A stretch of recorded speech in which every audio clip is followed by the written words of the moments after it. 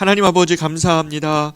지난 9주간 복음 중심의 삶을 우리가 나누게 하여 주시고 이번 2학기 동안 우리가 매 주마다 하나님 복음이 무엇인지를 안팎으로 적용하고 나누면서 하나님 여기까지 달려오게 하신 주님께 감사합니다. 다 이해하지 못했어도 시작임을 믿습니다.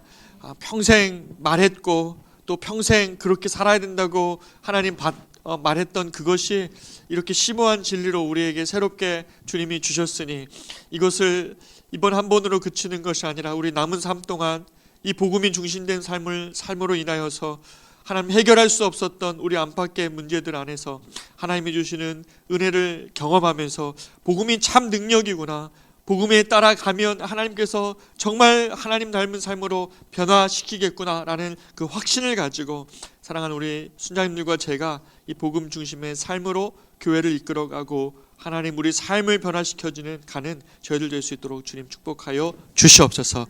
그렇게 하실 하나님의 역사를 우리도 오늘도 바라보고 이 마지막 국화 가운데도 함께 하실 주님께 감사드리오며 예수님의 이름으로 기도합니다.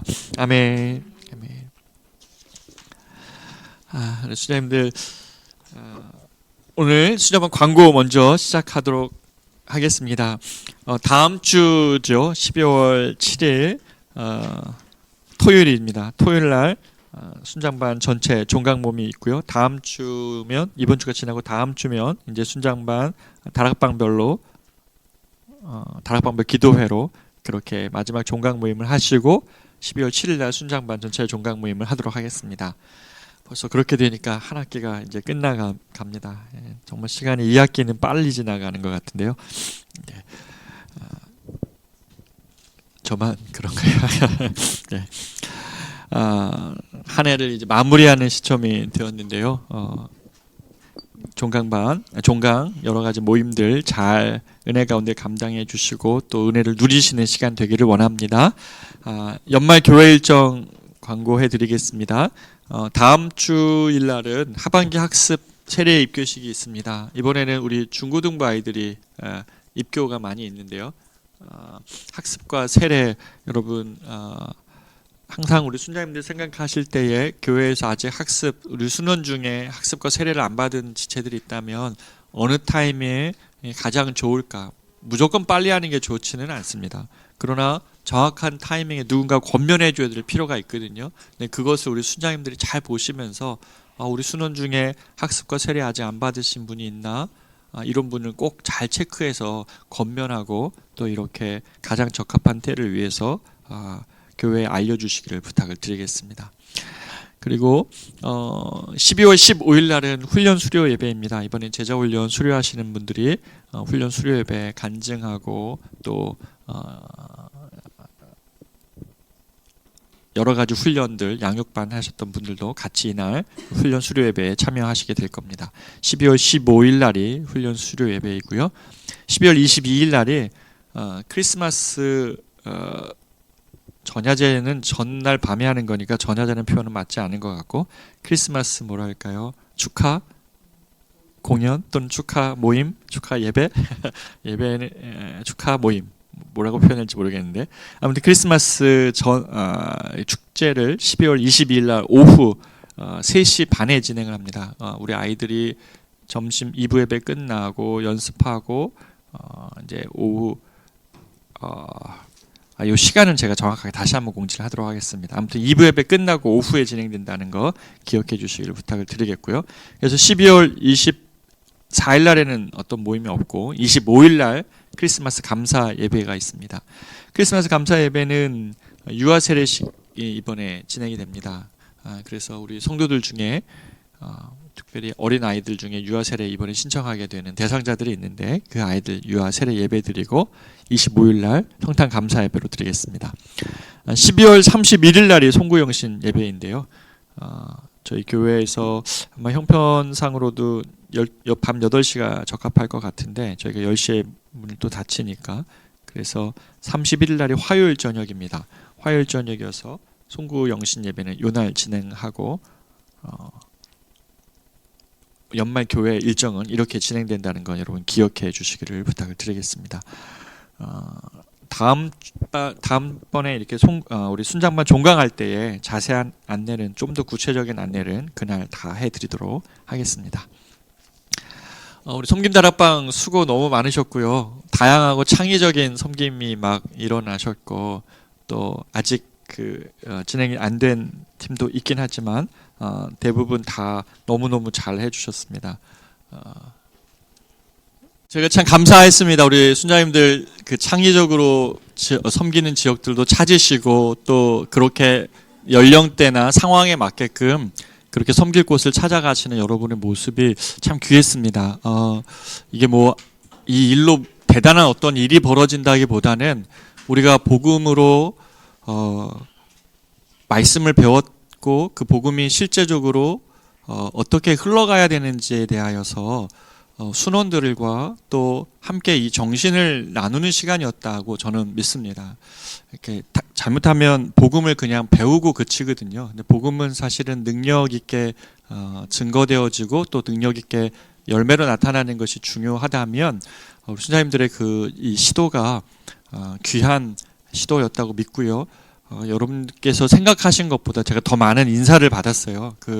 섬겨주셨던 곳의 관계자들에게 정말 너무너무 고맙다고 너무너무 큰 격려가 되었다는 말을 제가 오히려 대신 더 많이 받았고 더 많이 그렇게 제가 칭찬을 받았는데 그럴 게 아니었죠. 우리 순원장님과 순원들이 그런 수고를 정말 잘 감당해 주셔서 감사하고 테레사가 그런 말을 했잖아요. 마더 테레사가 우리가 대서양에 물 한 바가지를 더 하는 것이 무슨 의미가 있겠냐만 그러나 내가 오늘 그 물 한 바가지를 붓지 않으면 대서양은 그만큼의 물이 부족한 거 아니냐고 했던 그 말이 참 기억이 납니다.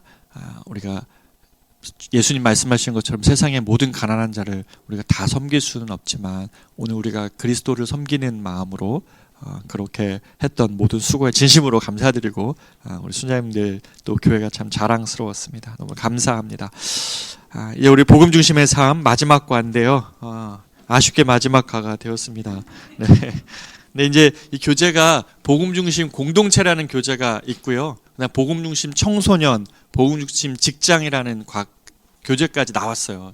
최근에 복음 중심 청소년, 복음 중심 일. 그래서 일에 관한 관점으로 복음 중심의 이 교재가 나왔어요. 복음 중심 공동체는 아마 내년 가을에 하지 않을까 싶고요. 내년 봄에는 다시 성경 본문으로 돌아갈 예정입니다. 아무튼 복음 중심 3 너무나 귀한 교재 하나님 우리에게 주셔서 감사하고 오늘 마지막 구과 시작해 보도록 하겠습니다. 갈등인데요. 이 부분을 시작하면서 마음 열기로는 이제 최근 누구와 다툰 적이 있습니까? 왜 그렇게 되었나요? 이거 굉장히 자주 우리에게 일어나는 일이죠. 갈등의 문제를 빼고 우리 삶을 이야기하지 어려울 만큼 갈등은 누구나 다 경험하고 있는 보편적인 문제일 것입니다. 여기 핵심의 내용이 바로 그 내용인데요. 우리가 구원받았지만 아직 죄성이 온전히 사라지지 않았다는 게 이제 문제인 거죠. 근데 이게 관계 속에서 나타나기 때문에 갈등은 필연적으로 피해갈 수 없는 문제일 수 있다는 겁니다. 그래서 갈등은 그리스도인들조차도 자주 경험하죠. 우리가 많이 은혜 받고 집에 가서 부부와 다투기도 하고 자녀와 다투기도 하고 형제들과 다툴 수도 있는 것이 갈등의 문제라는 거죠. 근데 이제 갈등이 일어나는 게 문제가 아니라 갈등이 육적인 방법으로 다뤄주면 이게 나눔과 다툼으로 귀결되기 때문에 이게 이제 문제입니다. 그러나 우리가 복음을 알기 때문에 이 복음이 건절한 갈등에서의 모형과 방법을 길을 제시해 준다는 겁니다. 그래서 완전히 해결하는 지점까지 우리가 꿈꾸지만 그러나 이 갈등이 어떻게 복음 안에 다루어질 수 있는가 그리고 어떻게 길을 제시하는가를 우리가 머릿속에 알고 있다면 조금 서툴더라도 그 방법을 하나씩 조금씩 적용해 보면서 이 복음의 길로 갈 수 있기 때문에 이 갈등을 복음 안에서 다루어 보는 이 과가 중요하다고 느껴집니다. 핵심이 그렇다면 갈등이라는 그 단어 자체가 저도 주일날 설교 준비하면서 참 재미있었습니다. 이 단어 자체가 칡나무 갈자와 등나무 등자로 되어 있다는 거예요. 이 두 개가 서로 꼬아서 자라면 서로 엇갈리다가 서로 조여서 마침내 죽이게 되는 모양새를 일컫는 것이 갈등이라는 거예요. 참, 그렇구나. 이 생각을 저도 참 많이 했습니다. 만약에 이런 갈등이 이제 개인이나 사회, 어떤 조직과 교회라 할지라도 갈등 안에 있으면 문제가 뭡니까? 이게 나아갈 수 있는, 왜냐하면 그 문제 해결에 시간과 에너지가 다 들어가기 때문에 그리스도의 생명이 나타나지 못하고 약화되는 어려움에 처하게 된다는 겁니다. 따라서 우리가 서툴고 어렵더라도 복음을 적용하고 또 그렇게 하면서 갈등을 풀어가려고 하는 노력이 매우 중요한 일인 겁니다. 그러니까 모든 교회 안에 이런 갈등의 문제는 상존하기 때문에 그런 공동체를 복음 안에서 만들어가기 위한 이러한 복음을 적용하는 문제는 우리에게 중요한 문제라는 것이죠. 갈등은 이만큼 이렇게 우리 안에 가까이 있다는 거예요. 가까이 있어서 늘 벌어지는 일인데, 이제 늘 벌어지는 일을 늘 우리가 어떤 일반적인 세상의 방법, 또는 육적인 방법으로 해결하려고 하면 늘 갈등이 일어나고 이제 마침내 그게 이제 다툼으로 또 나눔으로 귀결되기 때문에 공동체가 갈등을 복음 안에서 해결하는 방법들을 우리가 늘 머릿속에 두고 있으면 교회적으로 어떤 정말 앞으로 우리가 그런 갈등의 문제에 직면했을 때 영적인 리더인 저와 여러분이 복음적인 방법을 같이 고민해 주면 교회가 갈등이 오히려 사도행전 6장에 우리가 주일을 다룬 것처럼 말씀이 흥왕하고 복음을 경험해 보는 그 감격을 누리게 되거든요. 저는 사도행전 6장이 너무 좋았어요. 그래서 갈등이 문제가 아니라 갈등을 복음 안에 해결하면 어떤 은혜가 있는지가 뒤따라지잖아요. 사도행전 6장 7절에. 저는 그게 교회이구나. 현실의 문제를 회피하고 우리는 갈등 없어요. 엔샬롬, 그러니까 샬롬이 없는 시대에 샬롬을 얘기하면 안 되죠. 그러니까 엔샬롬의 시대에는 그 문제를 정확하게 직접 직면하고, 그러나 하나님께서 어떻게 샬롬으로 바꿔가는지를 복음 안에서 경험하는 게 훨씬 중요하다는 거죠. 그래서 저는 또 한 차례 이렇게 고민을 차원을 넓혀보는 시간이 되었는데요. 갈라디아서 2장 11절 14절 말씀 나누기를 한번 들어가 보겠습니다. 우리 이순자 순자님께서 갈라디아서 2장 11절부터 14절을 한번 읽어주십시오. 게바가 안디옥에 이르렀을 때에 책망받을 일이 있기로 내가 그를 대면하여 책망하였노라. 야고보에게서 온 어떤 이들이 이르기 전에 게바가 이방인과 함께 먹다가 그들이 오매 그가 할례자들을 두려워하여 떠나 물러가매 남은 유대인들도 그와 같이 외식함으로 바나바도 그들이 외식에 유혹되었느니라. 그러므로 나는 그들이 복음의 진리를 따라 바르게 행하지 아니함을 보고 모든 자 앞에서 게바에게 이르되 네가 유대인으로서 이방인을 따르고 유대인답게 살지 아니하면서 어찌하여 억지로 이방인을 유대인답게 살게 하려느냐 하였노라. 자, 이 사건은 뭐냐면 사도행전 6장은 예루살렘, 그러니까 복음이 아직 외국으로 나가기 전에 예루살렘 교회에서 있었던 첫 번째 갈등이고요. 지금 이거는 상당히 초반입니다. 복음이 갈라디아 교회에 먼저 들어가잖아요. 처음에 1차 전도여행 때 일이니까. 그러니까 이 갈라디아 교회의 그러니까 이방인 교회 첫 번째 일어난 갈등이에요. 그러니까 이것도 굉장히 중요하죠. 그러니까 예루살렘 교회 그 문제를 처리하느냐가 예루살렘 교회가 깨지냐 마냐의 문제였던 것처럼 이 지금 복음이 전해진 다음에 복음의 정신을 놓치고 있는 이 사건을 어떻게 바울이 다루냐에 따라서 앞으로 복음이 어떻게 이제 전해질 것인가에 대한 매우 중요한 이방 교회에 일어났던 첫 번째 갈등 사건입니다. 그래서 이 문제를 한번 보십시오. 주일 설교에서는 사도행전 6장에서 구제 문제로 헬라파 유대인과 히브리파 유대인 사이에 갈등이 생겼을 때 어떻게 초대교회가 복음적으로 이 문제를 풀어갔는가를 나누었다면, 이번 교재에서는 베드로가 이방인들과, 그러니까 갈라디아 교회에 있는 이방인들과 음식 먹는 것과 관련하여 불거진 갈라디아의 교회에서의 갈등 문제를 바울이 어떻게 복음적으로 풀었는가를 다루고 있습니다. 여기서 베드로가 무슨 잘못을 했냐면 질문 1번이죠. 관찰 질문입니다. 한번 순원들과 이 질문을 다뤄보는 겁니다. 한마디로 뭐냐면 13절이죠. 외식입니다. 외식.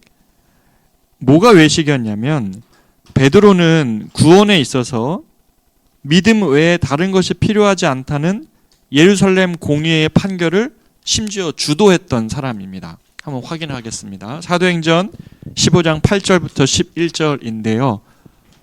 옆에 계신 원민환 순장님이 한번 읽어주시겠습니까? 사도행전 15장 8절부터 11절. 네. 또 마음을 아시는 하나님이 우리에게와 같이 그들에게도 성령을 주어 증언하시고 믿음으로 그들의 마음을 깨끗이 하사 그들이나 우리나 차별하지 아니하셨느니라. 그런데 지금 너희가 어찌하여 하나님을 시험하여 우리 조상과 우리도 능히 매지 못하던 멍에를 제자들의 목에 두려느냐. 그러나 우리는 그들이 우리와 동일하게 주 예수의 은혜로 구원받을 줄을 믿노라 하니라. 네, 이 말을 지금 예루살렘 공의회에서 베드로가 지금 일어나서 하는 말입니다. 그렇죠?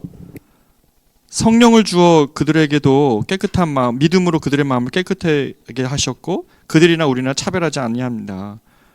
우리도 매지 못했던 멍에를 그들에게 매는 것이 옳지 않다. 여기서 멍에가 뭡니까? 바로 그 위에 있는 5절 얘기입니다. 15장 5절에 이렇게 얘기하죠. 바리새파 중에 어떤 믿는 사람들이 일어나 말하되 이방인에게 할례를 행하고 모세 율법을 지키라 명하는 것이 마땅하다 하니라. 이렇게 지금 그 바리새파 중에 얘기하니까 베드로가 아니라는 거죠. 이방인에게 할례 행하거나 모세 율법을 지키라고 명하는 것은 마땅하지 않다라는 거예요. 오직 하나님께서 믿음으로 은혜로 그들을 구원하였기 때문에 복음 안에는 그러한 것들이 이방인에게 그러한 것들을 부과해서는 안 된다. 이게 이제 예루살렘 공의회의 판단이었다는 겁니다. 그래서 이런 것들이 마땅하지 않음을 이방인에게 지키라고 명하는 것이 마땅하지 않음을 알고 있었습니다.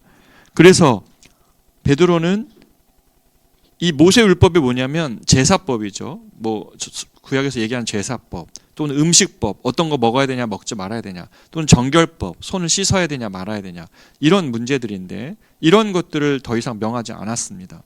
그래서 베드로는 복음의 정신에 따라 갈라디아서 2장에 이제 이렇게 결정하고 난 다음에 바울이 이제 떠난 거 아니에요? 전도 여행을.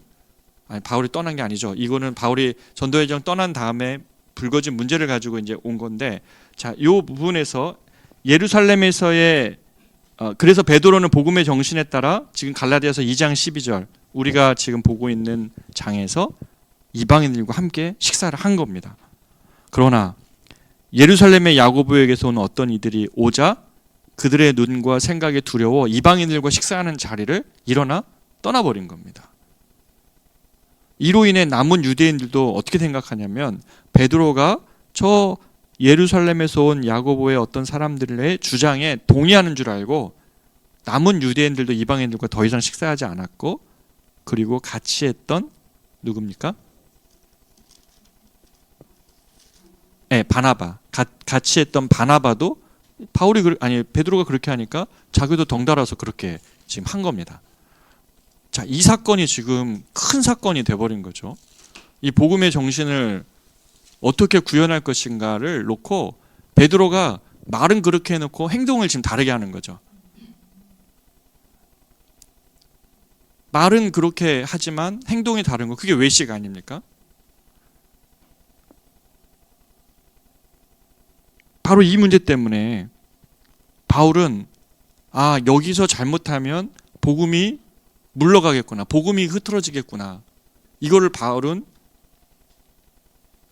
캐치를 하고 이제 베드로를 대면하기로 작정을 합니다. 그래서 베드로를 대면한 바울의 동기가 무엇이었습니까? 자신이 이 베드로에게, 어떻게 보면 베드로가 선배 아니에요, 그렇죠?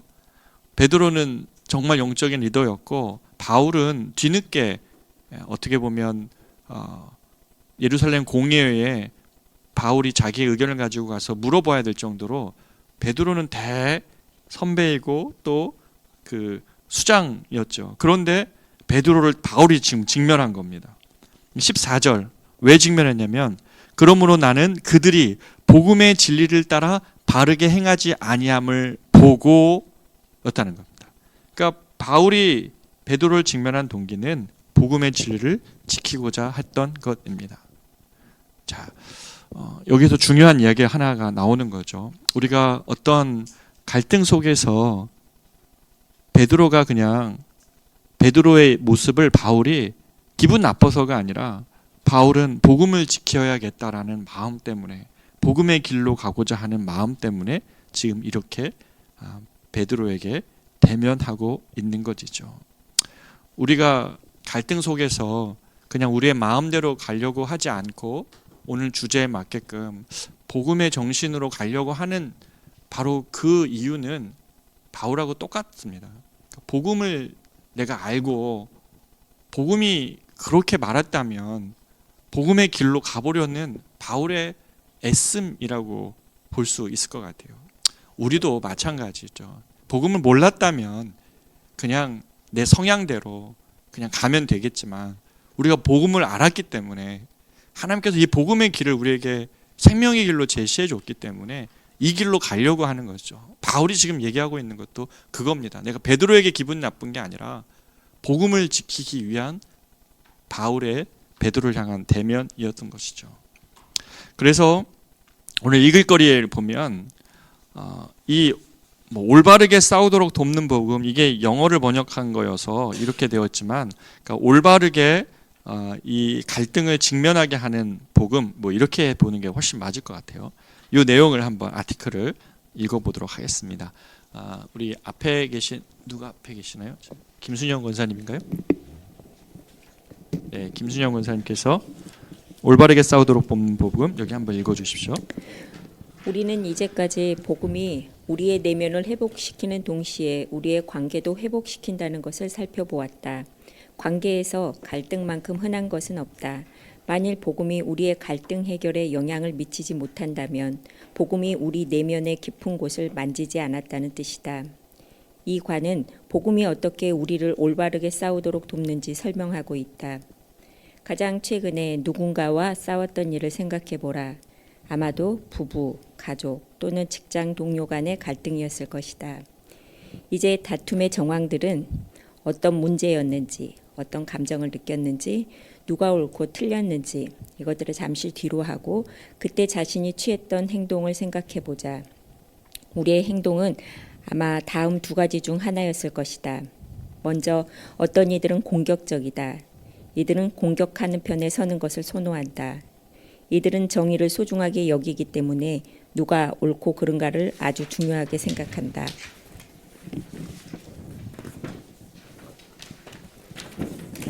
네, 거기 표까지 좀 더 읽어주시겠어요? 다음은 공격적인 사람의 특징이다. 나는 분노나 불만을 발산하는 것으로 해소한다. 나는 경로하며 나의 주장을 펼친다. 나는 어떻게 아는가, 증명할 수 있는가 라는 질문을 자주 한다. 나는 싸움을 시작하면 끝장을 본다. 나는 갈등의 원인을 파헤치기 위해 변호사처럼 신문한다. 상대방을 사랑하는 것보다 논쟁에서 이기는 것이 더 중요하다. 나로 인해 시작된 논쟁이라도 논쟁의 원인을 상대방의 문제로 돌린다. 다른 한편에는 회피자들이 있다.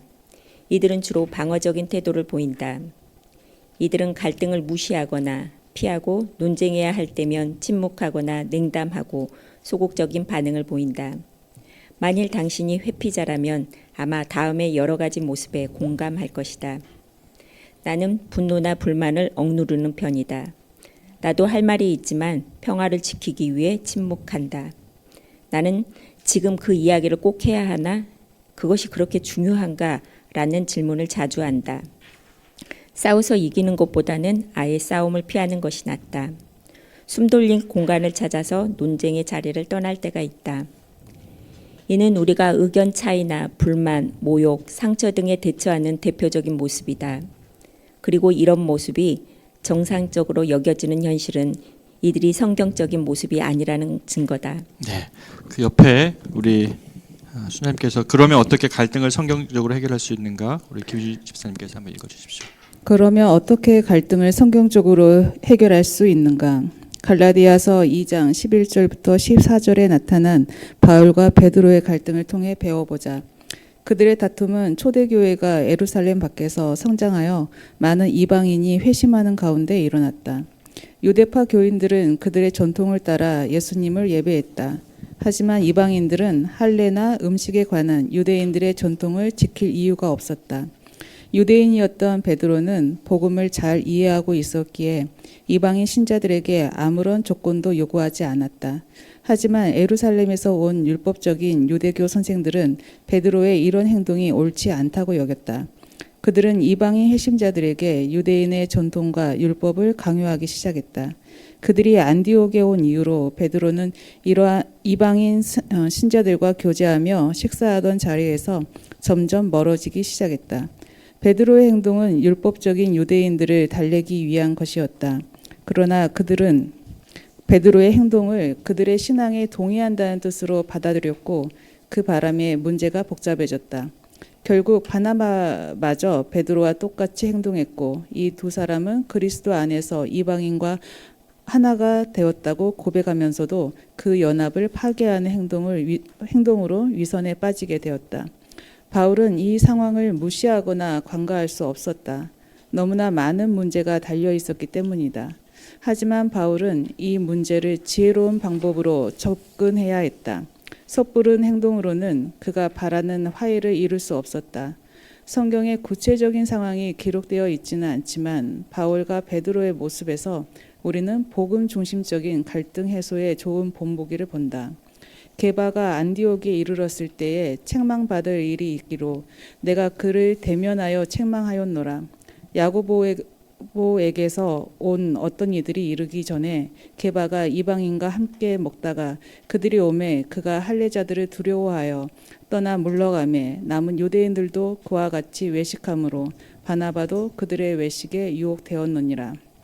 그러므로 나는 그들이 복음의 진리를 따라 바르게 행하지 아니함을 보고 모든 자 앞에서 게바에게 이르되 내가 유대인으로서 이방인을 따르고 유대인답게 살지 아니하면서 어찌하여 억지로 이방인을 유대인답게 살게 하려느냐 하였노라. 네, 그 옆에 계신 우순자님께서 바울의 다음과 같은 행동을 주목해보자. 한번 읽어주십시오. 바울의 다음과 같은 행동을 주목해보자. 바울은 베드로에게 공개적으로 접근했다. 바울은 베드로를 피하지 않았고 그에 대해 험담하거나 괴롭히지 않았다. 그는 자신과 같은 갈등 상태에 있는 당사자를 직접 찾아가 직면했다. 물론 항상 이렇게 할 필요는 없지만 바울과 베드로의 경우는 공적인 문제에서의 갈등이었다. 베드로의 죄가 교인들에게 깊은 영향을 끼칠 수 있었기 때문에 바울은 상황에 맞게 처신했다. 바울은 자기 방어나 사리 사욕이 아닌 복음을 방어하려는 동기로 행동했다. 그러므로 나는 그들이 복음의 진리를 따라 바르게 행하지 아니함을 보고 복음과 교회 지체들의 관계에 대한 바울의 우려는 공격하거나 물러서고 싶은 유혹보다 더 큰 것이었다. 바울은 문제를 있는 그대로 설명하고 베드로의 반응을 기다렸다. 내가 유대인으로서 이방인을 따르고 유대인답게 살지 아니하면서 어찌하여 억지로 이방인을 유대인답게 살게 하려느냐 하였노라. 복음 중심적인 대면은 복음 안에서 우리를 향해 다가오신 하나님의 모습과 동일하다. 하나님은 자신의 진노를 우리에게 쏟아붓지 않으셨고 우리를 떠나지도 않으셨다. 오히려 은혜와 진리가 충만한 인간의 모습으로 오신 예수님을 통해 희생적으로 다가오셨다. 예수님은 죄를 직면하셨고 관계를 회복하기 위해 우리를 초대하셨으며 화해의 길을 열어놓으셨다. 복음은 성경적인 갈등 해소의 모형을 보여준다. 우리는 바른 동기, 사랑, 확신, 믿음, 갈등을 해소하는 방법, 은혜와 진리를 소유하고 있다.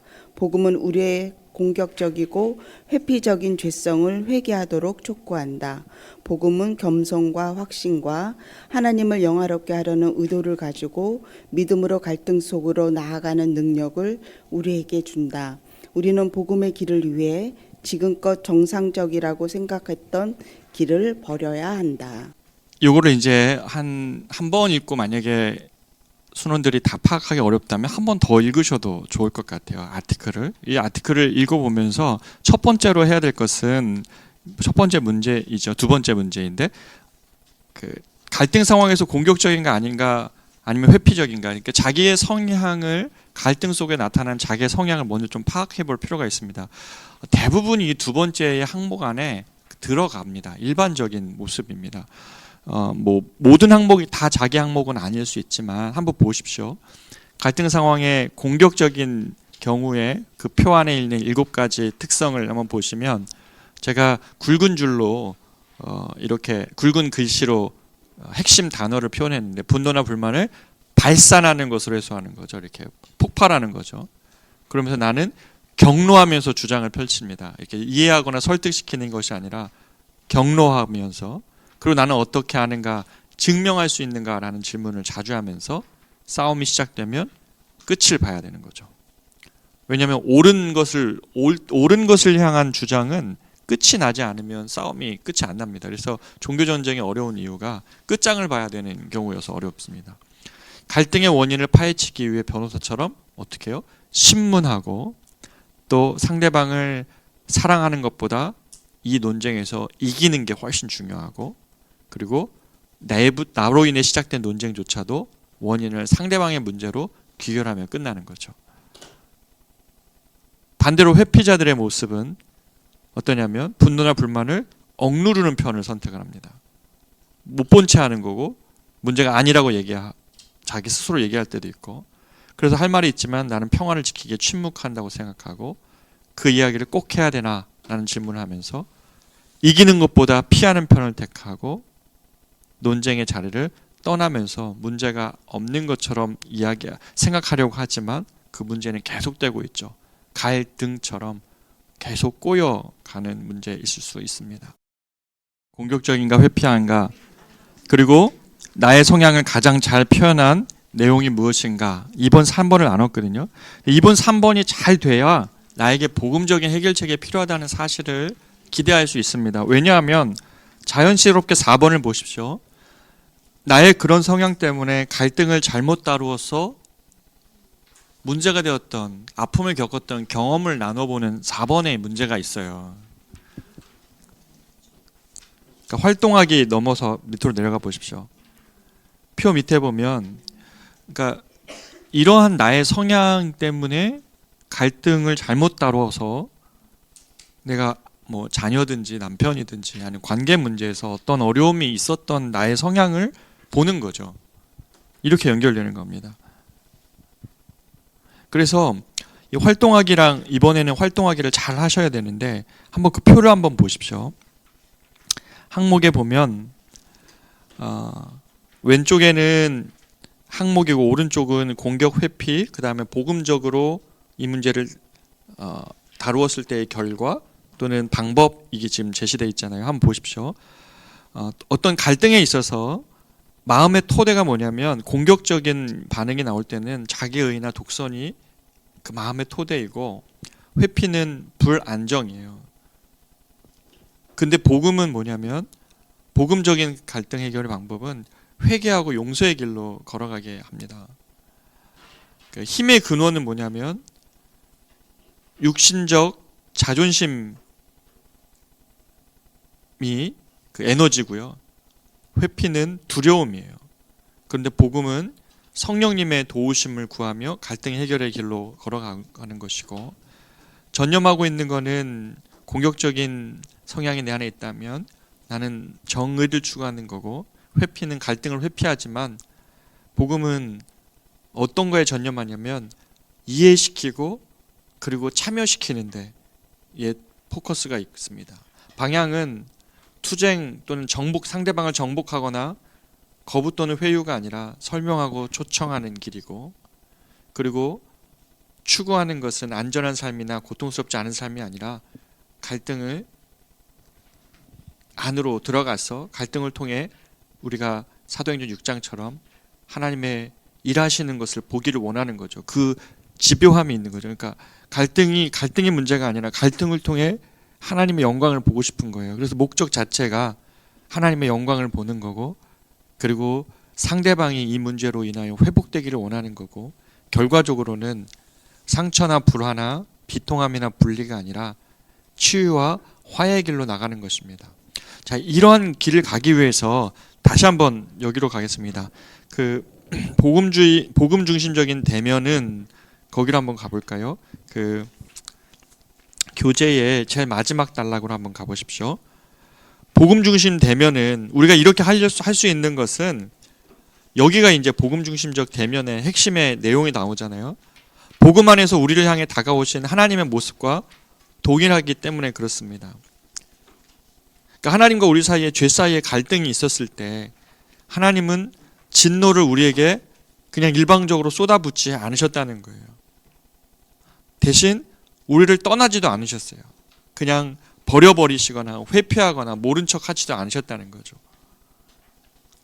공격적이거나 회피하지 않으시고 오히려 하나님은 은혜와 진리 두 가지를 다 같이 오시죠. 그러니까 진리를 버린 은혜도 아니고 은혜가 없는 진리도 아니죠. 복음은 항상 이 제3의 길로 가는 건데 그 진리를 지키기 위해서 은혜를 없애버리거나 은혜만을 얘기하기 위해서 진리를 없애지 않으세요. 하나님의 방법은 항상 진리를 정확하게 드러내시죠. 죄의 문제가 무엇이었는지. 그러나 그 문제를 해결하기 위해서 자신이 십자가에 달리시는 이 은혜, 공의와 사랑이 입맞춤한다는 표현이 성경에 나오는 것처럼 은혜와 진리를 다 같이 붙잡습니다. 그래서 충만한 인간의 모습으로 오신 예수님을 통해 어떻게 하세요? 희생적으로 다가오십니다. 그래서 예수님은 죄를 직면하셨고 관계를 회복하기 위해 우리를 초대하시고 화해의 길을 자신의 희생으로 열어 놓으셨죠. 그래서 복음적인 성경 갈등의 해소의 모형은 바른 동기는 사랑입니다. 사랑 안에서 그 사람의 회복을 위한 것이고, 그리고 확신 가운데 이 복음의 길로 걸어갈 때에 하나님께서 이루실 일들에 대한 기대하는 마음으로 성령의 동우심을 따라 갈등을 해소하는 방법은 은혜와 진리 모두를 소유하고 있습니다.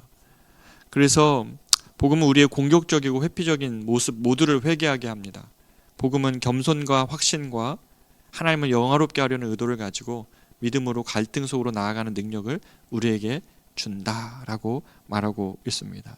쉽지 않을 겁니다. 그러나 이 복음의 원리를 우리가 기억하고 우리의 갈등을 인간적인 방법으로만 다루지 않고 공격하거나 회피하는 이 양자의 진단이 아니라 진동의 완전 끝을 왔다 갔다 하는 게 아니라 하나님의 방법을 생각하며 복음으로 나의 문제를 한번 해결해 보자 라는 길로 갈 수 있는 용기와 방법을 우리에게 제시해 주고 있다는 거죠.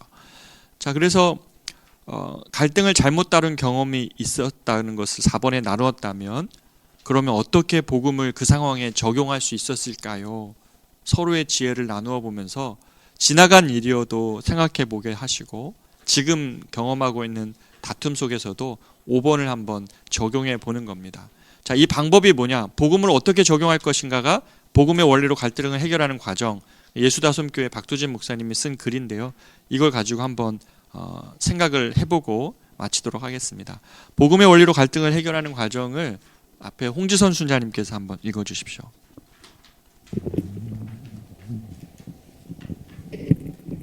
우리는 갈등 없이 매끈한 관계를 원하지만 모두가 자신의 죄성을 관계에 가지고 들어가기에 갈등을 피할 수 없다.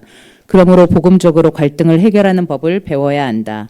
그렇게 된다면 갈등은 우리가 복음을 적용하고 사랑을 배울 탁월한 기회가 된다. 회개와 용서. 복음적인 갈등 해결의 시작은 회개와 용서이다.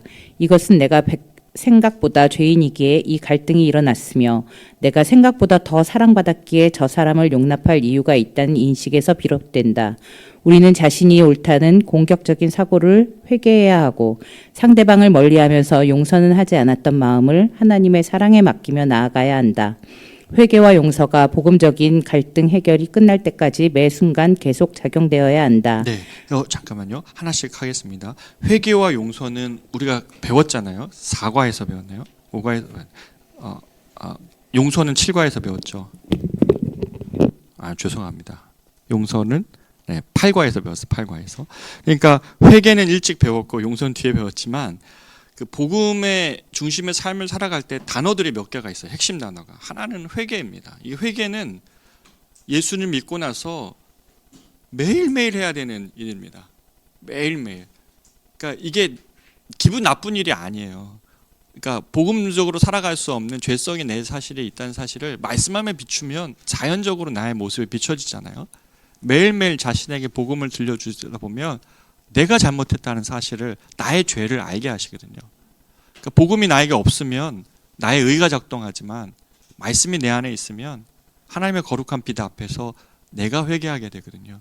그러니까 회개와 용서는 복음의 중심의 삶에 가는 길에 있어서 매우 중요한 건데, 왜냐하면 이 문장이잖아요. 내가 생각했던 것보다 더 죄인인데 내가 생각했던 것보다 더 큰 사랑을 하나님 앞에 받았다라는 이 사실이죠. 그러니까 이 십자가의 확장선 기억하시죠? 우리가 그리스도의 십자가가 내 안에서 커갈 때마다 인식되는 건 내가 죄인이 아니다는 인식이 아니라 생각보다 더 큰 죄인이라는 사실을 인식하는 거죠. 그리고 생각보다 내가 더 큰 하나님의 사랑을 받았구나. 이 두 가지의 인식이 우리 안에서 자라나는 것입니다. 그렇기 때문에 우리가 회개하는 것과 그리고 다른 사람을 용서할 수 있는 길로 갈 수 있도록 복음은 우리에게 날마다 그렇게 작동해야 되는 것이죠. 자, 그런데 이거를 안다고 되는 게 아니잖아요. 그렇죠? 그 다음에 성령님 한번 읽어주십시오. 홍순자님, 예. 성령님, 공격적인 사람은 공격성을 통해 자신의 존재감을 확보하려고 하고, 회피하는 사람은 두려움을 피하기 위해 피동적인 태도를 취한다. 그러나 복음적인 갈등 해결은 성령님의 힘의 근원으로 삼는다. 성령님을 의존할 때 나를 세울 필요가 없어지고 두려움이 사라진다. 성령님께서 우리에게 자신을 우상으로 삼지 않을 지혜를 주시고 하나님의 사랑으로 용기 있게 갈등 대상자를 대면할 은혜를 주신다. 내 힘으로 갈등을 푸는 것이 아니라 성령님의 도우심을 의지할 때 갈등은 전환기를 맞이한다. 예, 우리가 딱 그 타이밍, 어떤 전환이 있을 거예요. 그러니까 나의 생각과 의와 감정에 충만하다가 복음의 빛 앞에 내가 딱 서게 되면 나로서는 할 수 없다는 사실을 알죠. 그 다음에 세 번째, 이해와 참여이죠. 옆에 우리 곽은주 순자님 한번 읽어주십시오. 이해와 참여. 공격적인 사람은 갈등을 자신의 정의를 세우는 기회로 삼는다. 회피하는 사람은 갈등을 기피하여 자신의 힘을 아끼려고 한다. 그러나 복음은 이해와 참여다. 나의 죄인된 좁은 사고로는 정의를 세울 수 없음을 인정해야 한다. 갈등을 회피하는 것은 하나님이 사랑하라고 주신 이웃을 멀리하는 태도이니 사랑을 입은 자의 모습이 아니다. 예수님은 이 땅에 육신을 입고 오기까지 죄인인 우리를 이해하시고 하나님의 사랑으로 우리와 함께 하셨다. 복음 중심의 삶은 이를 기억하며 그 모습을 닮아가는 것이다. 네, 그러니까 어떤 갈등 앞에서 내 정의를 세우고 상대방이 이렇게 쓰러져 있는 모습, 이런 게 아니고 또 대신 갈등을 모른 척하면서 그냥 멀리 있는 것도 아니라 복음은 이해시키는 거고 또 참여시키는 것이라는 겁니다. 예수님께서 우리를 얼마나 부르시고 얼마나 오랫동안 초청하세요. 이런 것처럼 오셔서 우리를 이해시키고 사랑으로 우리와 함께 하신 그 주님을 기억하면서 상대방을 이해하고 참여시키는 길로 나아가는 것이죠. 그 다음 설명과 초청은 제가 읽어보겠습니다. 공격적인 사람은 갈등 대상자와 싸우든지 그를 누르든지 해야 직성이 풀린다. 회피하는 사람은 갈등을 무마하거나 그 문제는 갈등이 되지 않는다고 자신에게 말하며 상황을 피하려 한다. 그러나 복음의 방식은 설명과 초청이다. 예수님은 자신을 십자가에 못 박을 바리새인들에게 복음을 반복적으로 설명하셨다. 예수님은 무한한 사랑으로 죄인들의 부정한 잔치에 참여하셨고 그들을 초청하셨고 그들에게 손을 내밀어 마침내 고치셨다. 그 사랑을 우리의 갈등에 적용해야 한다. 그러니까 아까 바울이 베드로에게 상황을 정확하게 이해시켰잖아요. 설명했잖아요. 그리고 베드로의 반응을 기다렸다는 것이죠. 그런 것처럼 우리가 아이 메시지로 어떤 상황에 대하여 나의 생각과 마음을 이야기해주고 또 설명해주고 화해의 길로 초청하는 것, 바로 이것이 예수님이 복음을 통해서 우리에게 하셨던 일이라면, 다섯 번째 보십시오. 도전적 삶을 주고 공격적인 사람은 갈등 앞에서 자신의 안전을 확보하려 하고 회피하는 사람은 고통을 주려 편안해지려고 한다. 안전과 안락을 유지하려는 마음이 자신의 우상이다. 그러나 이것은 결코 복음적인 방법이 아니다. 복음은 그리스도 안에서 우리가 이미 안전해졌고 가장 큰 평안을 누린다고 말한다. 복음을 믿는다면 갈등 앞에서 내 안전과 안락을 잃는 것이 두렵지 않다. 그리스도 안에 정초시키는 복음은 갈등을 향해 도전하게 한다. 갈등이 더 커질 수도 있고 작아질 수도 있지만 그 결과를 하나님께 맡긴다. 그리스도께서는 하나님과 사람의 갈등을 해결하기 위해 자신의 안전을 포기하고 세상에 오셨고 자신의 안락을 버리고 십자가에 죽으셨다. 그리스도 안에서 그분의 방식을 따른다면 하나님께서 그 갈등을 이기실 것이라고 신뢰하라. 참 어려운 5번째예요. 그러니까 갈등을 직면하고 난 다음에 이 복음적으로 내 마음의 중심을 가지고 했다 하더라도 결과가 어떻게 될지는 모를 수 있다는 거예요.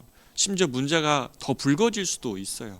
그런데 문제가 불거지는 것을 우리가 조금 두려워하지 않을 용기를 복음 안에서 우리가 누릴 수 있는 것은 그리스도께서도 자신의 안전을 포기하고 이 땅에 오셔서 사실은 죄인들 향해 직면했을 때에 바리새인 같은 반응도 있지만 하나님 앞에서 반응하고 돌아와야 될 자들은 그렇게 직면하셨기 때문에 돌아오게 되잖아요. 사실 이 문제 굉장히 어렵습니다. 어려운데 이 공격이나 회피로 가지 않고 갈등을 직면하여서 하나님의 도우심과 은혜를 구하는 이 삶으로 나아가는 것이 복음 중심의 길이라는 겁니다. 6번째, 근데 중요한 동기가 있어요.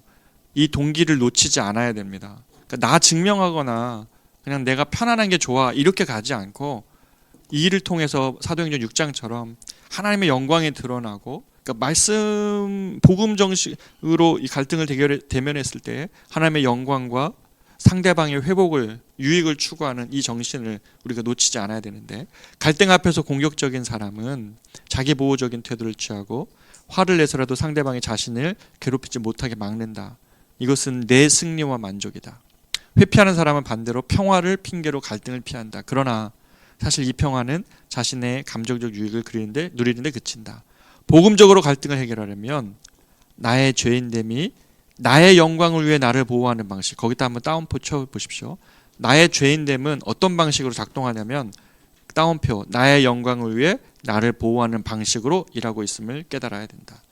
그러니까 항상 나의 영광 또는 나를 보호하는 방식으로 나의 죄는 작동을 하죠.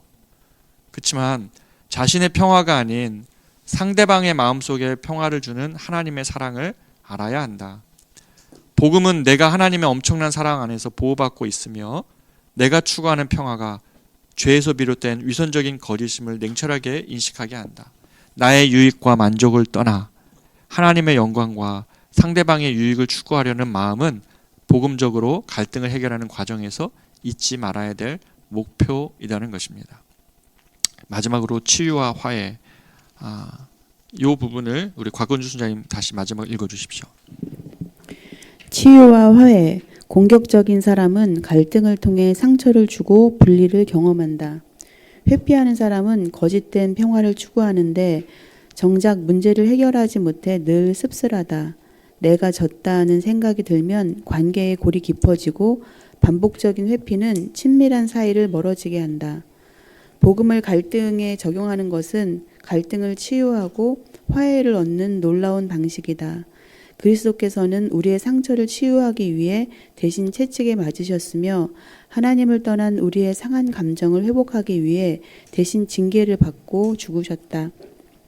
복음이 갈등에 적용되면 하나님의 영광과 상대방의 유익을 구하게 되면서 자연스럽게 하나님과 함께하게 된다.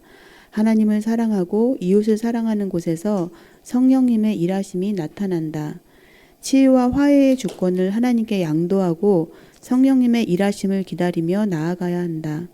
성령님께서는 우리의 상처난 감정을 고치시고 갈라진 관계를 화해시켜 주신다.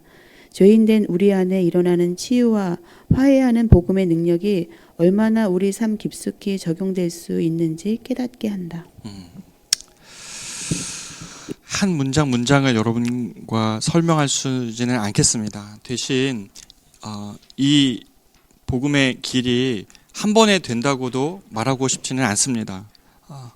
다만 이 복음의 길을 우리에게 주님이 주셨고 우리와 주님의 관계를 회복하시기 위해 하나님이 하신 방법이라면 그러면 우리도 이 복음의 길로 걸어갈 때에 성령님이 도우실 것이고 하나님의 이 복음이 와 이런 문제까지 해결해?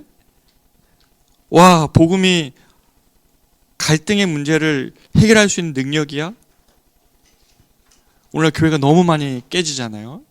세상에 너무너무 많이 깨지고 우리도 가정과 삶에서 너무너무 갈등하는 이런 일들이 많을 때마다 말씀을 맡은 영적인 리더들인 저와 여러분이 이 복음의 정신을 이해하고 적용하고 경험하고 능력으로 경험하면서 이 확신을 가지고 정말 복음 중심의 교회, 복음 중심의 삶, 복음으로 나아간다면 하나님의 영광이 나타날 거고 사람들은 어느서인데 그것에 대하여 본능적으로 알잖아요. 이게 뭐 교회가 복음을 말만 하고 맨날 복음 얘기하지만 복음이 뭔지도 모르고 복음이 어떤 일을 만들어내는지도 모르고 이렇게 신앙생활하는 거 말고 복음이 만들어내는 영광스러움, 하나님의 말씀이 흥왕하여지고 공동체가 새로워지는 이러한 일들을 또 가정이 회복되어지는 이러한 일들을 우리 모두가 한 걸음씩 조금씩 도전하며 또 적용하며 나아갈 때에